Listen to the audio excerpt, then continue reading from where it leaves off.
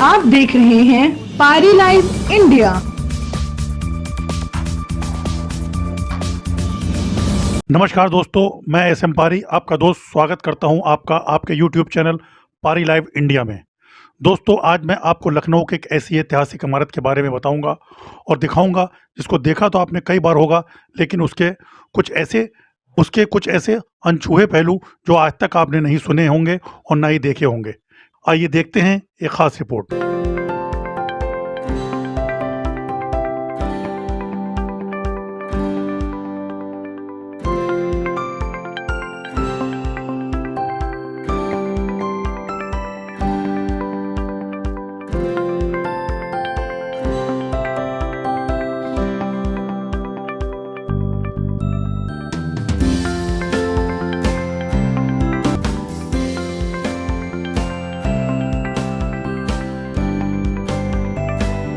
लखनऊ है तो महज गुम्बदो मीनार नहीं, सिर्फ एक शहर नहीं, कूचो बाजार नहीं। इसके आंचल में मोहब्बत के फूल खिलते हैं, इसकी गलियों में फरिश्तों के पते मिलते हैं।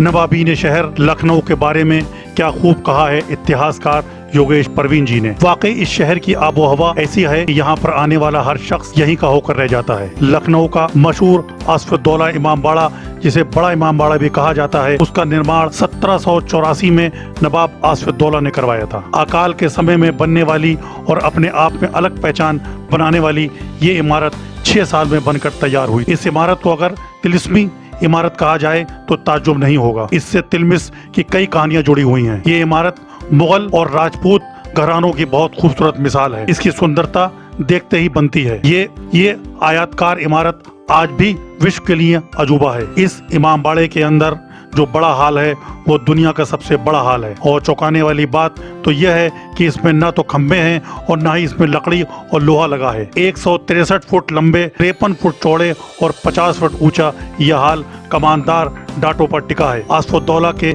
इस सपने का नक्शा इंजीनियर किफायतुल्लाह शाहजहानबादी ने तैयार किया था। इस लदाबार छत के ऊपर बनी हुई भूल भुलैयों में 489 दरवाजे एक जैसे बने हुए हैं, जो मधुमक्खियों के छत्ते जैसे जालदार हैं। इस कारीगरी ने न सिर्फ इस इमारत को हवादार और रोशनदान बनाया है, साथ ही साथ इसके वजन को भी समेट लिया है। इमामबाड़े के बीच वाले हाल में नवाब आसफुद्दौला की कब्र है। इस हाल के दोनों तरफ गोल कमरे हैं, जिसमें एक को सूरजमुखी कमरा और दूसरे को खरबूजे वाला कमरा कहते हैं। आगे पीछे 60 गज लंबे और 20 गज चौड़े अर्ज वाले बरामदे हैं। ये बहुत कम लोग जानते होंगे कि नवाब आसफुद्दौला ने अपने नक्कार खाने के साथ साथ मछलियों के जोड़े बनवाकर इस जमीन पर बसने वाली इस बुढ़िया की एक यादगार रखी है, जो उनके उदार इखलाक को दर्शाता है।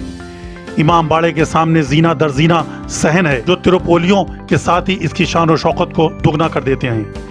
इमामबाड़े की छत पर कंगोरों और झरोके बेहद खूबसूरत हैं। बड़े इमामबाड़े की सजावट के लिए तमाम सामान विलायत से मंगवाया गया था। सन 1824 में बिशप हैबर जब लखनऊ आए तो उन्होंने इमामबाड़े के साथ ही एक चिड़ियाघर भी बनवाया और डॉक्टर फिल्टन ने 1 लाख रुपए से सजावट के लिए झाड़ फानूस मंगवाए। लेकिन अफसोस, इमामबाड़े के सजावट का सामान बेल्जियम से लखनऊ आया तो मगर आसफुद्दौला की मौत के बाद फिर भी इमामबाड़े को बहुत ही करीन से सजाया गया। लेकिन बादशाह गाजीउद्दीन हैदर ने शाह नजफ को बनाते समय इमामबाड़े की सजावट का तमाम कीमती सामान, झाड़ फानूस, चांदी के जड़ाऊ ताजिए, चांदी के अलम सहित ज़्यादातर सामान यहाँ से उठवाकर शाह नजफ में रखवा दिए।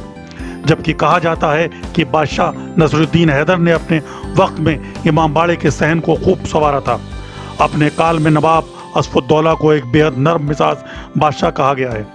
नवाब आसफुद्दौला की मौत की भी एक मार्मिक कहानी है। जिस प्रकार से बादशाह अकबर को बीरबल से बेपनाह मोहब्बत थी, उसी प्रकार से नवाब आसफुद्दौला झाऊलाल से बहुत प्रेम करते थे और सर जानशोर द्वारा झाऊलाल को अवध से बर्खास्त करके अवध से निकाल देने पर नवाब उनकी जुदाई का दर्द नहीं सह सके और रात दिन मौत के लिए शराब और अफीम का सेवन करने लगे। यही नहीं, उन्होंने अपने हकीम से हंसी हंसी में ही मौत के बारे में पूछा। हकीम ने कहा कि भरपेट खाना खाकर खूब तबीयत से नहाओ, मौत आ जाएगी। और नवाब आसफुद्दौला ने वही किया।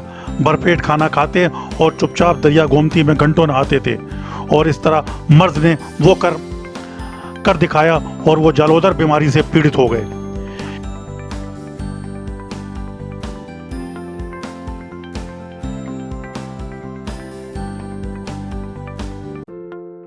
ये भी कहा जाता है कि नवाब असफुद्दौला की मां बहू बेगम उनसे नाराज होकर फैजाबाद, जिसे अब अयोध्या कहते हैं, चली गईं। परंतु बीमार बेटे का हाल जानकर वो सभी गिले शिकवे भूलकर अपने बेटे को देखने फैजाबाद से दौड़कर आईं और मरते हुए बेटे को देखकर खूब रोईं। 21 सितंबर 1797 को तीसरे पहर 3 बजे नवाब ने महज 51 साल की उम्र में अपनी आंखें बंद कर लीं और फिर उनके ही बनवाए इमामबाड़े में उनके जिस्म को रखा गया। उन्हें तमाम करबलाओं की खाक की चादर डालकर उन्हें दफन किया गया। नवाब असफुद्दौला ने न सिर्फ इमामबाड़ा बनवाया बल्कि तमाम इमारतों का निर्माण भी करवाया। आवाम में भी अपनी अलग जगह बनाई। ये सभी उनकी शान और शौकत में चार चांद लगा।